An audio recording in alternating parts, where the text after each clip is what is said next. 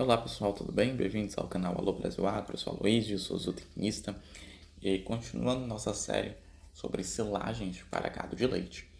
Hoje eu vou estar falando sobre silagem de sorgo, suas vantagens e desvantagens e se utilizar no nosso rebanho leiteiro no Brasil. E por que se utilizar silagem de sorgo? Como a gente sabe, no período chuvoso a gente tem um aumento da produção de alimentos para o nosso rebanho. Mas quando a gente chega no período seco, diminui. A gente tem uma estacionalidade de produção para que aquela forrageira não venha morrer, aquela planta não morra, ela para de se desenvolver. E a gente tem um decréscimo na qualidade dessa forrageira. Então há uma necessidade de se conservar esse alimento no período seco, já que a gente tem uma intensificação da produção animal e o mercado pede por um animal de qualidade que ofereça produtividade durante o ano. Então, uma das formas de se ter essa produtividade e ter esse alimento estocado é na forma de silagem. Como também, a gente tem na forma de feno, se vai oferecer pasto, diferimento de pasto, feno em pé, entre outros. Então, a produção de silagem de sorgo vem se destacando muito no nosso país por ser uma forrageira de cultivo fácil, um alto rendimento, uma menor exigência em umidade e também tem uma qualidade muito boa na questão da fermentação, tá? Já que uma silagem pede uma fermentação de qualidade para garantir um bom alimento ali, né? Já que tem uma concentração adequada de carboidratos solúveis, que são essenciais para a fermentação lática, sem a necessidade de estimular e de adicionar aditivos para a fermentação dessa silagem. E um outro fator é a semelhança do valor nutritivo à silagem de milho. Em regiões áridas e semiáridas, como é no caso do Nordeste, o sorgo tem sido cultivado não como safrinha, como é utilizado em outras regiões do país, mas sim como cultura principal, já que tem uma boa adaptabilidade à nossa região, além de que também tem uma boa capacidade de rebrota, já que o sistema radicular continua vivo mesmo após o corte. Então, o cultivo do sorgo é muito interessante porque ele tem uma alta produtividade, bom valor nutritivo. E tem um outro fator que é quando você está em uma região próxima a centro urbano, que é o seguinte: dificilmente alguém vai roubar. Quando você planta milho, o produtor que está próximo ao centro urbano, ele sabe que ele vai contar com produtividade menor do que se espera, porque vai ter roubo, infelizmente. Então, o sorgo isso não vai acontecer, porque dificilmente alguém vai roubar sorgo para se alimentar. O Brasil também domina o cenário mundial do sorgo, já que a gente tem várias espécies, várias cultivares. A Embrapa vem também buscando novas cultivares e melhorar o sorgo, né? Tanto na questão da relação folha como na questão da digestibilidade da fibra e do grão para os animais. Então, nós no Brasil somos referência na cultura do sorgo. Então, gente, a produtividade da cultura de sorgo. A gente sabe que tem muitas cultivares de sorgo e que cada cultivar pede um tipo de manejo, um tipo de solo. Então, aí fica um pouco difícil em relação a falar dessa cultivar. Só que a gente sabe que em condições boas, o sorgo tem a produtividade maior do que o milho. Só que o milho é muito exigente. E em regiões com clima seco, baixa pluviosidade, um período veranício alto, um período de seca alto, é inviável você plantar milho. Então o sorgo, ele vem com essa função. Mesmo ele tendo uma produtividade agora mais do que o milho, já que a gente vai ter uma pluviosidade menor, uma fertilidade de solo menor, ele vai permitir um bom desenvolvimento, dessa planta, ele vai se desenvolver bem, mesmo com essas condições, e seus animais vão ter produtividade, e isso é interessante. O momento de silagem. A obtenção de uma silagem de alta qualidade depende principalmente do momento da colheita. Então, você tem que ensilar quando essa forrageira estiver no seu ponto ótimo de desenvolvimento. Tá? Mas isso depende muito. Porque, como eu disse, tem várias cultivares de sorgo. Então, cada cultivar tem seu momento ótimo de ensilamento. Para você fazer o processo de ensilagem.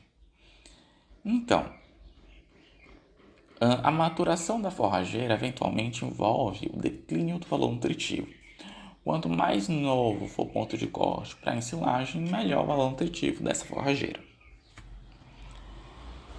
Alguns pesquisadores vêm mostrando a redução da fração fibrosa e de proteína com o avanço do estado de maturação. As reduções das frações fibrosas são associadas ao aumento da participação dos grãos na composição de plantas, da planta. Agora, nos híbridos forrageiros, devido à menor quantidade de grãos, a redução na qualidade da fibra reduz o valor nutritivo, resulta na redução do valor nutritivo em estados mais avançados de maturação. A conservação de silagem. Então, a gente tem que ter um bom teor de matéria seca, porque o teor da matéria seca mostra que você não vai estar oferecendo apenas água para os seus animais.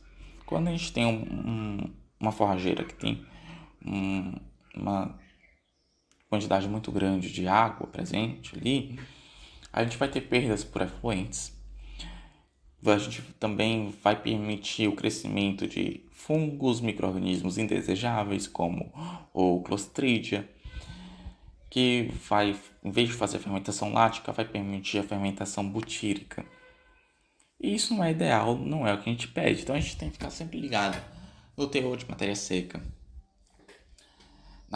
no pH, porque um pH baixo, de 3 a 4, 3,5 a 4, reduz a incidência, reduz muito, de bactérias indesejáveis durante o processo de silagem, como é a Clostridia. Tá? Carboidrato solúvel também é muito interessante, porque também, dependendo da concentração, vai permitir que sejam outros micro-organismos que estejam presentes. Então, é sempre bom ficar ligado nisso, nitrogênio amoniacal. Uma hora eu vou fazer um vídeo explicando só sobre isso. Como que o senhor tem que se atentar a esses pontos, senhor ou senhora pecuarista. Em relação à digestibilidade, híbridos de sorgo de porte médio ou baixo normalmente tem teores de proteína maior em relação àquelas cultivares que têm um porte mais alto. Diferenças entre épocas, regiões de cultivo e manejo de ensilagem são fatores também que influenciam na composição química dessa silagem, do valor nutritivo. De modo geral, quem é nutricionista considera que o valor nutricional da silagem de sorgo equivale a 80 a 90% do valor nutritivo da silagem de milho. Isso porque apresenta a quantidade menor de grãos e perda de grãos nas fezes dos animais. O desempenho animal. Alguns pesquisadores vêm avaliando a silagem de milho e sorgo e eles observam que não há diferença na produção de leite e encontram valores de digestibilidade de matéria seca variando de 59,8 a 61,4 para o milho e de 58,3 a 58,8 para o sorgo. Um pesquisador, que foi o Gomet, encontrou a ingestão de matéria seca maior para silagens de sorgo que para silagem de milho. Alguns pesquisadores também vêm comparando o efeito da silagem de sorgo e a silagem de milho na dieta de vaca holandesa de alta produtividade, de alta produção. E não foi observado a diferença no consumo de matéria seca e também na produção e composição de leite referentes ao fornecimento dessas silagens. Então, tudo normal, segundo tudo normal. quando a gente observa a produção de leite da silagem de milho foi de 36,58 quilos por dia. Já da silagem de sorgo foi de 36,86% quilos por dia. O consumo foi da silagem de milho 25,53 quilos por dia, silagem de sorgo 25,86. A gordura foi a mesma, praticamente a mesma, de 3,16 para o milho para 3,26 por sorgo.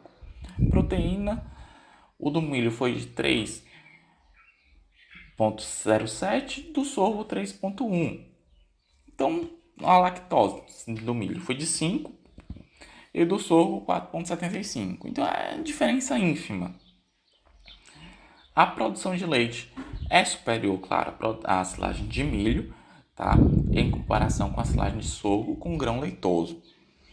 Já a silagem de sorgo no estado de emborrachamento mostra resultados intermediários e semelhantes ao milho. Então isso sempre é em relação ao ponto de corte.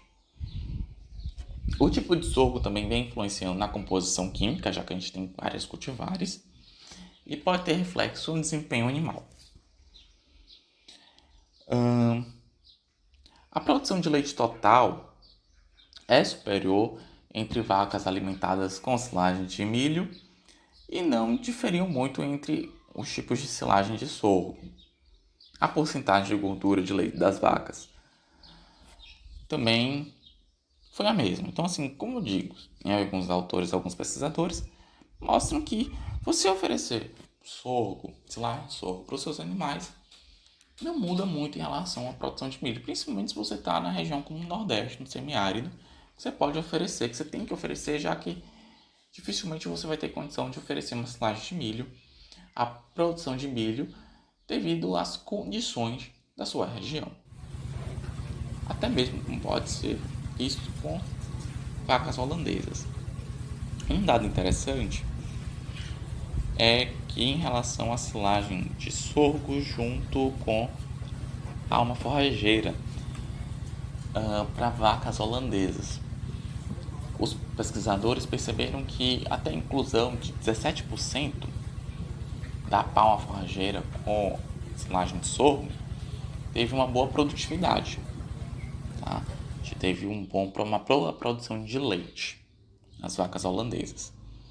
Quando a gente fala também de você substituir a silagem de sorgo por silagem de cana-de-açúcar no terço inicial da lactação, o consumo de matéria seca, proteína bruta e NDT foi muito semelhante. E os ganhos de peso e os teores de gordura não diferenciaram entre a utilização, tá? Da substituição de silagem de sorgo por silagem de cana-de-açúcar.